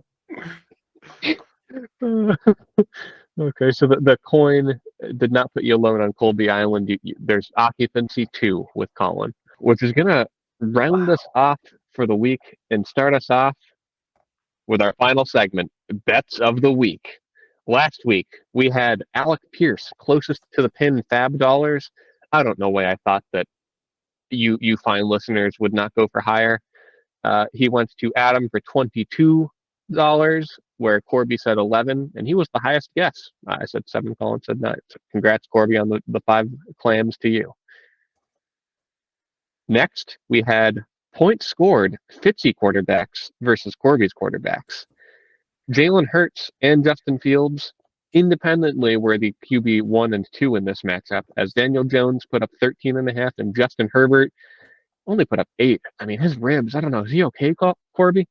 Dude, he's been sucking real bad, and he was like my most excited player that I had on my team. But I'm just hoping that with Keenan hopefully coming back after the bye, that he'll pick it up. But we'll see.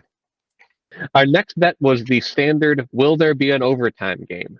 Colin said no. Corby, you and I both said yes. Now, Colin, you put this recap together and you said, fuck Monday Night Football. Was that the only overtime game? So I made this Google Doc on Monday, and I was like, I was making it, and I put myself, this was the only overtime game. So I made the doc, and I was like, I put myself as winning because I was like, tonight's probably not going to be overtime, and I knew it. I jinxed myself. I knew it because then I had to go back and edit and be like, nope, there was an overtime game. So yeah, I flew too close to the sun. Never underestimate Broncos football to let you down. Can't believe it came down to the final thing there. As just a total sidebar, this is something I should have brought up in the intro banter. I just want to give a quick apology to our listeners for the late drop on the pod last week. I am responsible for putting the podcast on YouTube, and I hit upload. I set it all up on like Thursday or Friday. It was going to come out Saturday AM, no problem at all. Alex and I go to New York City on Saturday morning, and I get a text from Colin like, oh, my watch is not happy because the pod has not dropped yet. I'm like, oh no, what's going on? I did bring my laptop as a total backup, like just in case something goes terribly wrong here. But I got this text as we were like out at a brewery, like a mile and a half away. We were going between places, hopping around. We were going to be back to the hotel for hours. So in my very much not running shoes, I ran a mile and a half on the streets of New York City to get this pod posted as we were like transitioning to pizza before we go back to an apartment somewhere. Like I needed to get there as quickly as possible. I couldn't connect to the hotel Wi-Fi. I left my phone there and just said, I hope I run into them at the pizza place. I left it there as a hotspot to upload. So apologies, listeners. We will do better. But I've got shin splints this week for the pod. So I'm hurting. Yeah. Just a fun little anecdote for the pod listeners. The next fun one was, will Geno Smith be outside the top 12 quarterbacks? I said yes. Corby and Colin both said no, and he finished at QB 18. So at least I can win something. Next up, we had, the Colin special. I said J.D. McKissick, he's going to score more points than any Washington running back. I'm pretty sure he scored the least. He probably scored less than Antonio Gibson. He had 2 points. He had 2 carries for 10 yards. Or 2 carries for 20 yards. 10 yards a carry. Give him the ball. Give him the ball. And 3 targets for no catches. Such a huge bummer. So Brian Robinson got a touchdown, and Gibson probably outscored him too. So Fitzy said no. I said yes. Corby was too scared. So congratulations, Fitzy. This is a very winning week for you. Well, I hope we can continue that on this week as we get our new bets in. So right now I've got 2. Who else has brought some here for this week? I've only brought 1, and I'm going to put it out there right now. It's Ooh. for Fitzy. It's Jets versus Broncos, and I'm taking the Broncos. Okay, that's a almost mirror image of mine. I'll take the Jets. Okay, but great. You've got to listen to mine, so we're going to parlay this together. Okay. Mine says exactly the same thing. Corby, it's Broncos Jets week. And for the first time, both of our teams are starting a quarterback with the last name Wilson at the same time. Ooh. Even though I think the Jets are going to win, I bet that Russell Wilson outscores Zach Wilson in fantasy points this week. You think Russell Wilson's going to outscore Zach Wilson? I totally agree with that. All right, fine. I'll bet on Zach. I want a Wilson bet. Oh wait. Oh no. Now you're setting me up for. Okay, this is a reverse psychology thing. No, you know what? Fuck it. I'll take Zach Wilson. Yes. Yeah. Give me Zach, and I'll take the Broncos win too. All right, that's wonderful. Russell Wilson, I want to get ahead of this one. Everyone thinks he's the psychopath. Nobody likes him. He's going to be a darling in a few weeks. People are going to like stop making fun of him. I think it's about time that people started respecting Russell Wilson for being a weirdo. I think He's the ultimate weirdo. Are you saying just for his attitude, or is he also going to start doing better? Well, I think they're going to go together. Honestly, like if he's a good quarterback, nobody will make fun of him. Not as many people. I don't know. He's always been a dweeb, but he's getting a lot of hate this year. I mean, do you see that video of him practicing high-fiving his teammates down the? Yeah. I mean, And come on. Marshawn Lynch was talking about like, yeah, I got to talk to his manager. I don't get his phone number. I can't just text him. Yeah, it's bad. Yeah, that was my only bet. So the floor is open. So I have one for each one of you, and then I have one just random one that anyone can take. All right, I'll start with let's see. I'll start with the least fun of the three, I guess. I don't know. All right, Corby, this one's for you. I guess between the two of us, because most people think you're gonna win, but I guess who's gonna have the highest score this week? Oh, the highest scoring individual player. Yeah. Let me look at your bad team. And I will also, if we pick a player, if that hits, I would double down as well. Oh wow.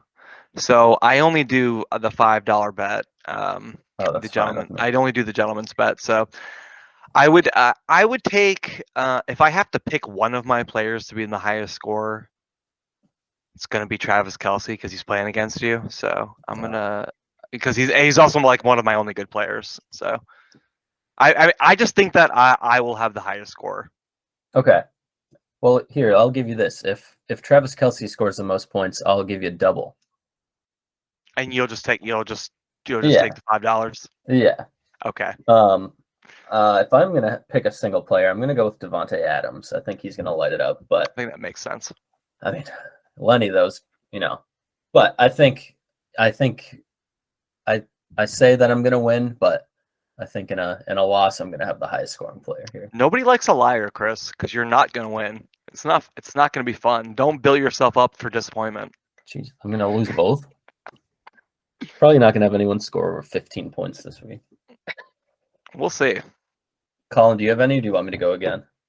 I have one. I'll do. This is just for Fitzy. It's Taylor Heineke versus Davis Mills. Oh, fun. Do you have the guts? Do you have the guts to take Taylor Heineke against the Packers versus Davis Mills versus the Raiders? I will put my money where my mouth is. Taylor Heineke's great for fantasy. Why not? Well, call me a millionaire because I'm about to be $5 richer. All right. Slap my hiney and call me a millionaire. That's what I should have said.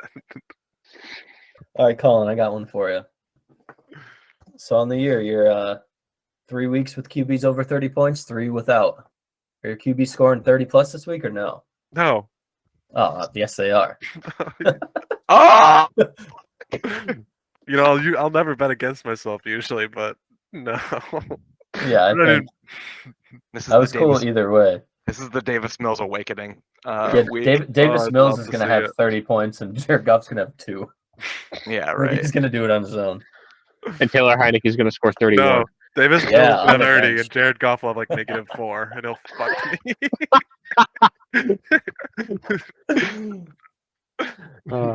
All right, Chris, I'm going to jump in front of you because my bet is just for you, and I wonder if we've got the same one here. I think we do. I'm hedging my happiness here because I hope I lose this bet. I bet you that I will lose the trade, and Russell Gage will outscore Devin Duvernay this week. Ooh, I like that. I had another one also about Devin Duvernay. Oh, well, let's double down on Duve. The Devin Duvernay parlay. Here we go. Mine was, will he score over under 5.5 points? Oh no! All right, so now I'm gonna my official bet here is I'm gonna thread the needle and say Devin Duvernay will score less than Russell Gage, but over 5.5, definitely. Ooh, okay. I feel like he's gonna go under 5.5, but I also think Russell Gage sucks though. It's true. Wait, you said under 5.5, but over Russell Gage? So, like, two separate bets. Okay, One yeah. is Duvernay over 5.5. It sounds like you're in on that. It's now Gage versus Duvernay, and I want Gage. Okay. I think I would still take that because I think Duvernay could put up 4 and Gage might not put up a single point. I like that a lot. Let's go. I'm in for that. Oh, yes. All right, and I did have one more for anyone. This was a quick on the spot one. I wanted to think of a new bum bet because last year's one was So much fun, and it was somehow panned out where we all got to actually, yeah. I don't know if this one will. This was just the quickest one I could find, but who's going to score more fantasy points this season? Odell Beckham Jr. or Deshaun Jackson? Oh, I'm fine with either player. Those I are would the two biggest names I could find that like are not playing that could play. I would take Deshaun Jackson. If anyone wants to go against me with Odell. I think I'll do it. Okay. I'll do it. Yeah, All right. I'd probably take John Jackson too, just because like he's already on a roster and everything, and like I don't even know what else up to. So I kind of agree, but it sounds like we've got you two on the rostered man in your boy Deshaun Jackson, and Chris, you're on OBJ. Are you trying to take the Giants boat over to Colby Island with OBJ? Oh, Yes, brother. I am. Let's ride together. Let's go. I will defend Colby Island from all invaders. I love it. Deshaun Jackson's going to score a 70-yard touchdown this week. Oh my God, he's gonna. Some Yeah, bullshit like that. I can't wait to make more Deshaun Jackson parlays with you, Corby. Oh my God. I'm going to chase that shit like crazy. once Like, it, like if he starts and does that, like one for 70 yards and a touchdown, like someone's gonna get him for $20+. Dude, totally. He'll be starting on either Fitzy or Taylor's lineup. Wide receiver 3. The only person who's going to pay $20 for Deshaun Jackson is Taylor. So Thank you for believing me, Corby. I do believe in you. And that is going to close yet another chapter in the Why Do Boys Make podcast. On your way out, don't you forget to smash that like button, ring the bell, and subscribe. And I really want to reiterate this because we had a sponsor, we haven't been getting it. I need to see at least 6 likes. The sponsor said they want to see elevating likes week over week. So if we get 6, we'll get a sponsor again, and that'd be really nice. We can devote more time to stats. It's like a Patreon. We don't want to put up a paywall for this. So just like it, that's all we ask. And with that, I'm Fitzy. I'm Colin.